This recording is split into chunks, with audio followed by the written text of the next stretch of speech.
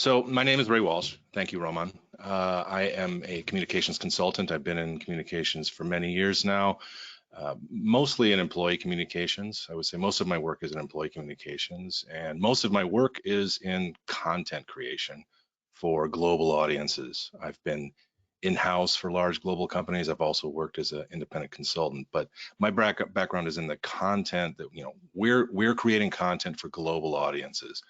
But today I want to talk about using your company's formal communications, that is the stuff that people like me and Zane create, um, how you can use that global content to engage your teams in face-to-face meetings. And until recently, face-to-face meant, in person, one-to-one, or maybe with team meetings. But of course, the concept still applies to Zoom. And what I see in the business world is that managers think a lot about the day-to-day managing of their teams and the day-to-day tasks of what they need to get done. But they leave the company news, strategy topics, high-level discussions. They leave that up to the communications department. And in fact, what I'd like them to understand is that managers can't rely entirely on these official channels, these important announcements, matters of strategy. It's really easy for people to miss them because, frankly, employee audiences do not seek out employee content on their own. And if you understand, what your team members might be missing and why they're missing it, that will shape the decisions on how you communicate with them.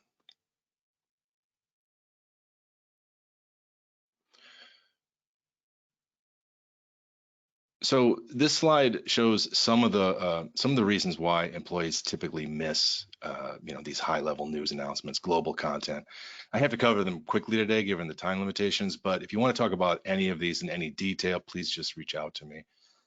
The first one is that these channels are not well read, frankly. If a company measures internal communications, and surprisingly many do not, but if you were able to see the numbers of readership of internal content, they might be a lot lower than you'd think. And anecdotally, when I'm networking and I talk about, what do you do, what do I do, when I ask people about their company news, their company intranet, for example, I ask them if they read it, and they look at me like I'm delusional. They say, no, I really don't have any time for that. There are exceptions. There are exceptions, but outside of the corporate or regional headquarters, hardly anybody is actually reading your content.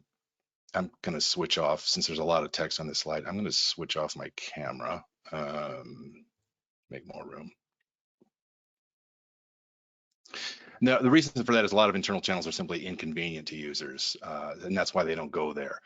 It may be, for example, intranets have bad search because the intranet is poorly managed on the back end, or it may be inaccurate. If, for example, I'm an employee in France, I'm looking for HR forms, they may not be available on the corporate intranet. So I go to a local SharePoint, and once again, I don't need the intranet, so I don't go there. And that's true for a lot of employees. A third reason, employee engagement is at all-time lows. There are entire books and libraries written about what, employee engagement and what it is. Just a quick definition, if you're unfamiliar with it, let's just call it enthusiasm on the job. And companies who have enthusiastic employees are more profitable, they're more adaptable, it's a better environment all around. So, but employee engagement is at all-time lows typically. Maybe it's kind of the fake news skepticism environment that we're in now. Evidence of this, if you're familiar with the Edelman Trust Barometer, this is a report that a global survey they've been putting out for I think 30 years now, and they've been saying the last few years that employee engagement is at historic lows. People are just not that enthusiastic about reading company news, frankly. The last one on this slide is the concept of a cascade. A cascade is where people at a higher level in the organization have a certain amount of information. They share it with their direct reports, and they ask those direct reports to share it with their direct reports, and so on and so on. And in theory, it cascades throughout the organization. The problem with it is that information is not water, and it doesn't flow naturally, and so cascades sometimes break down. So depending on who's upstream from you, you may not have received some content, or some members in your team may not have received it. Or similarly, you may have received it, but maybe it wasn't explained well.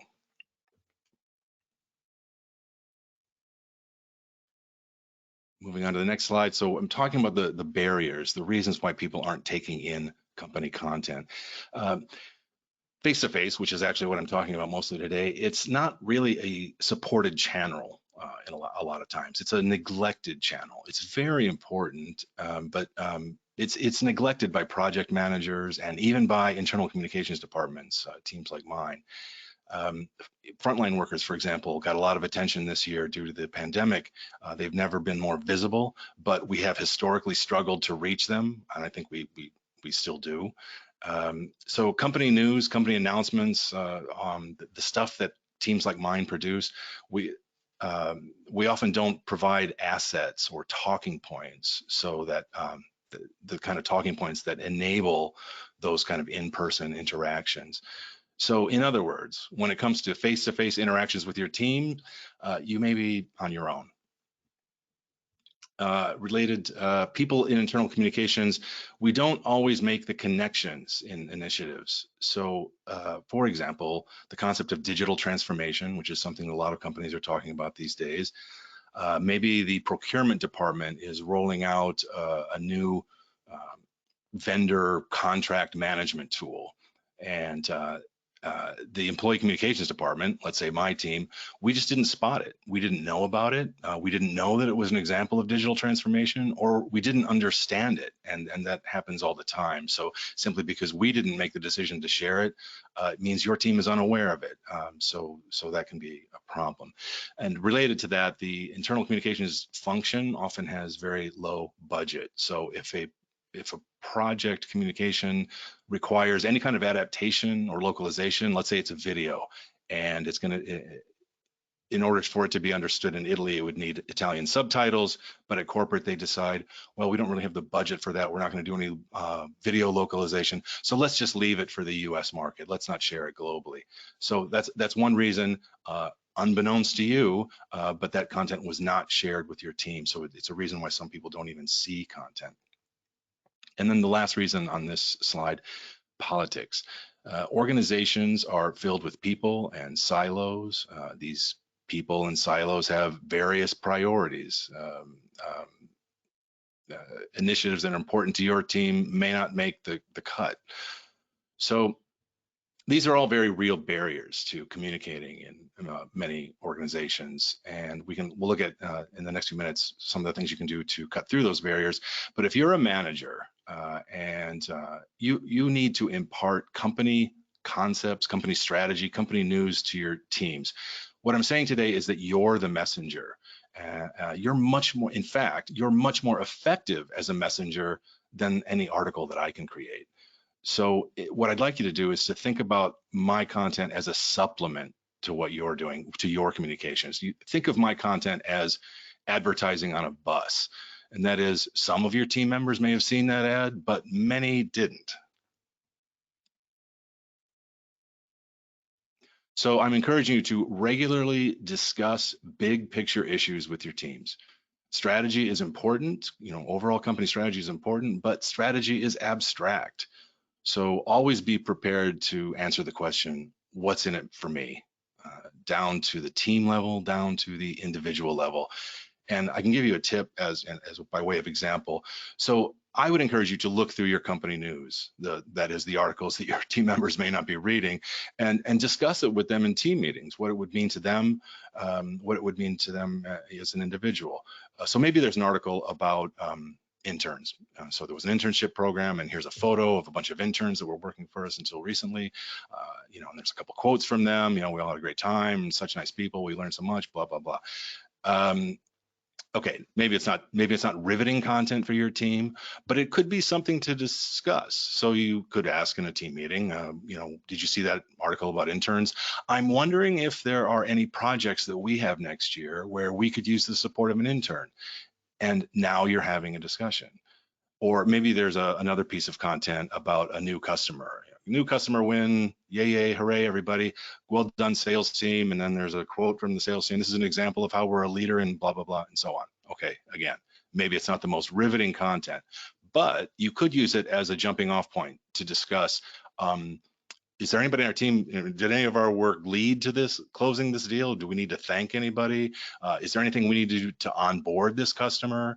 Is there anything we can do to retain this customer for a long time? So now you're having a collaborative discussion. And these talks may not lead anywhere, but you're engaging people in big picture thinking, in long-term planning and company strategy. So to the points on this slide. Don't be passive. If there's somebody like me pushing content at you and we're saying, please share this with your teams, you know, and if it's inadequate or inappropriate for your teams, speak up. It's frankly a matter of ignorance on our part. We just don't know that.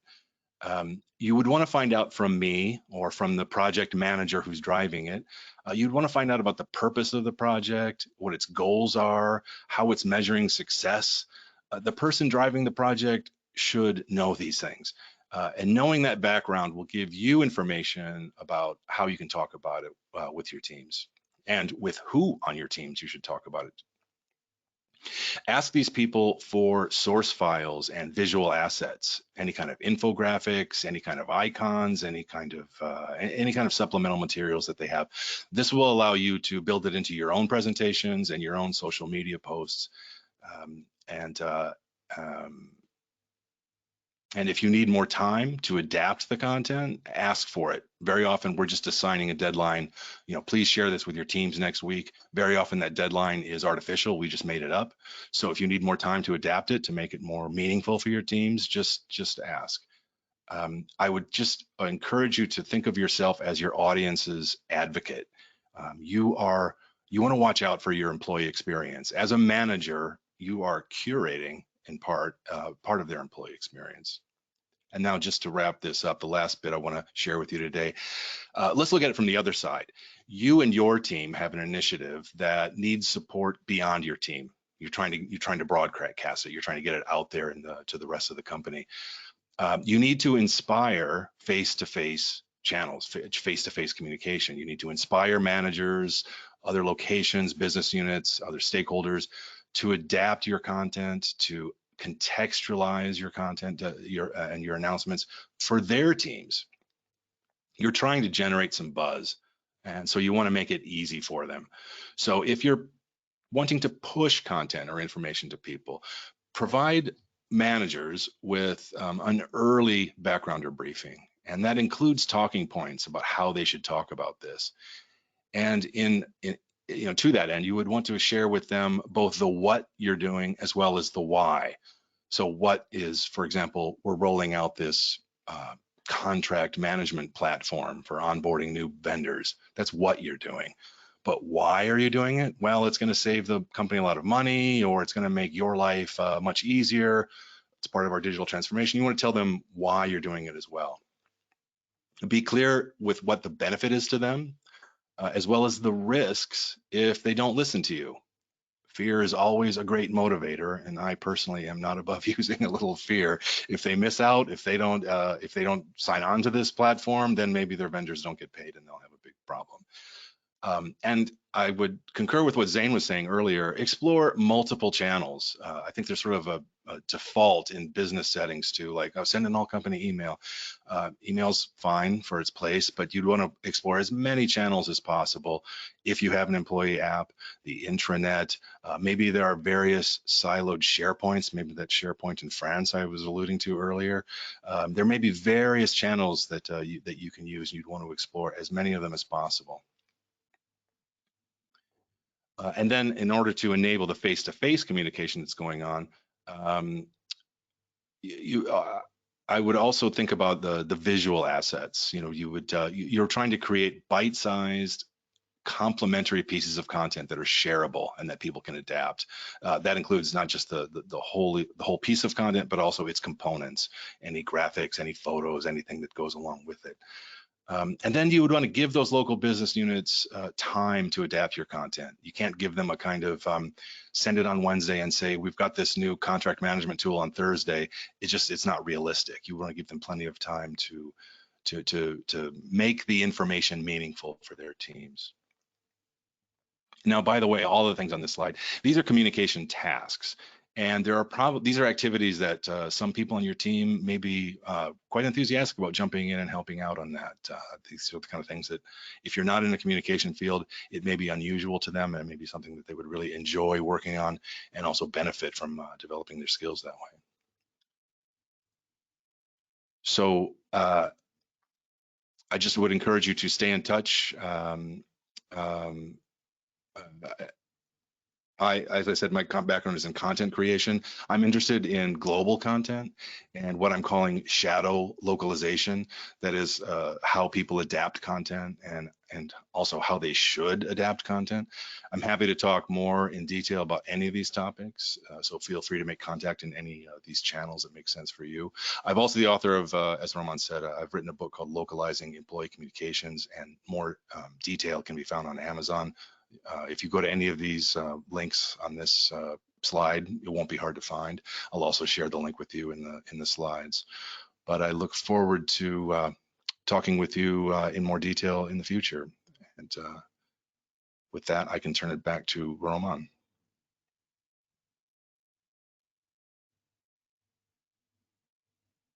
Okay, so I'm gonna run through the questions.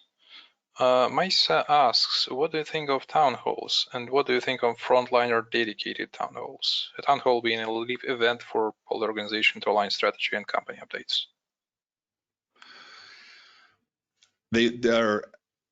A lot can go wrong, but of course, in principle, they're great. And I think I'm supporting a client now that didn't do a lot of them before the pandemic, and now they're doing them on a quarterly basis. And the feedback from employees has been overwhelmingly positive.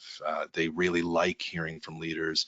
And also in these town halls, they've had Q&A sessions, and they've been quite open about answering the questions in that session, which I think is also very important. It's not so great to submit questions and never hear them answered again. One problem with town halls is if you miss the live event, I think it's really important to share the content after the fact. So obviously a recording would be helpful. But I've heard of some companies also sharing highlights, video highlights, if you have the resources to do that, or maybe just some kind of written summary or executive summary. You wouldn't want to create the sense of exclusivity that some people aren't allowed to see this. But, on the other hand, I will say one downside to town halls, what I just described was a company who hasn't been doing them very much, and they got a lot of positive response from the ones that they've been doing.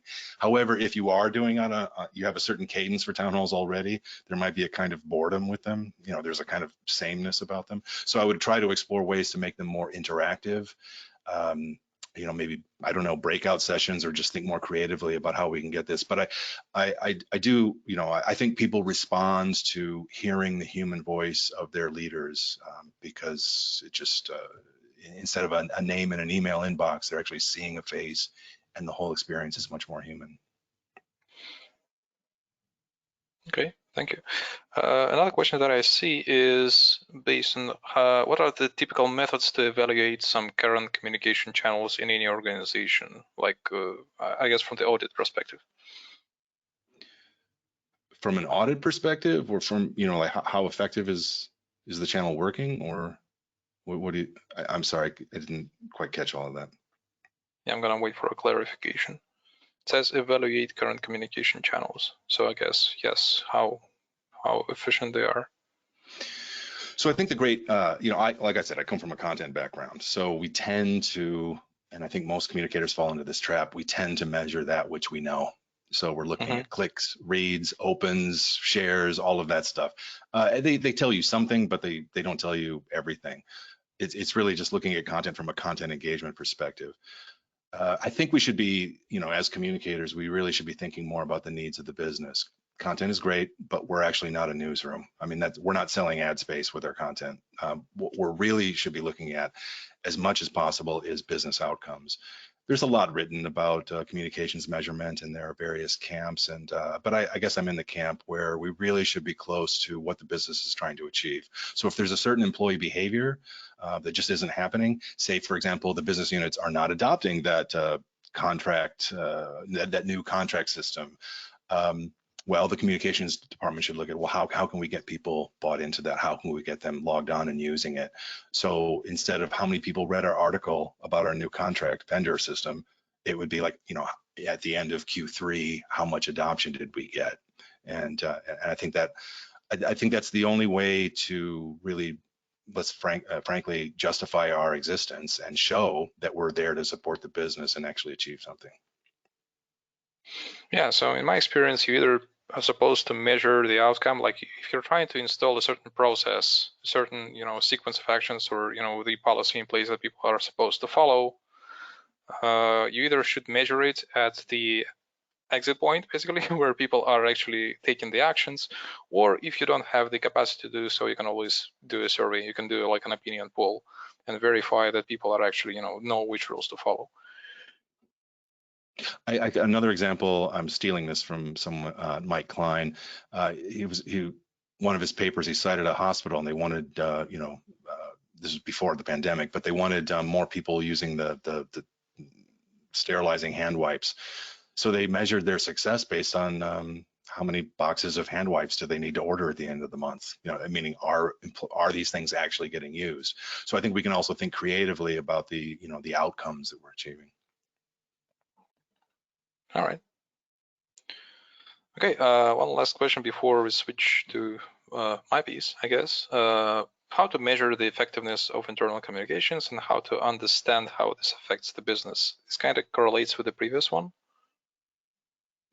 Yeah, it's a real challenge, frankly. If we in communications, we tend to be kind of ivory tower. We're normally based at headquarters. We're far from where the work is getting done. So that's another reason why we're really focused on our content. But I think if we're talking about business outcomes, I don't think we can just dream them up on ourselves. I've actually done that. I've made the mistakes of, I see a pain point, let's go solve it with communications. And we had some success. We moved the needle a little bit, but I don't think we had the success we could have. And the mistake I made was we really need to engage that part of the business. We need to work with them in partnership. We need to ask them about the behaviors that need to be changed, and then ask them about, what they think is going wrong and what have they tried in the past, what went well and what didn't go so well. I don't think, I'm as I get further and further into my career, I'm becoming more and more of a communication skeptic in terms of I'm becoming a content skeptic. I don't think our articles are so well read. I don't think that there's so much acted on. But I think when, if you talk about like a safety campaign, our safety posters aren't going to make anybody not cut off their hand or not, crash a forklift. No one's going to not do that because they read a poster. But our posters can be very effective with driving a message if it's really fully supported by management and behavior at the line level. So I think it's really critical to have that relationship with the business, so so that you understand it from their perspective.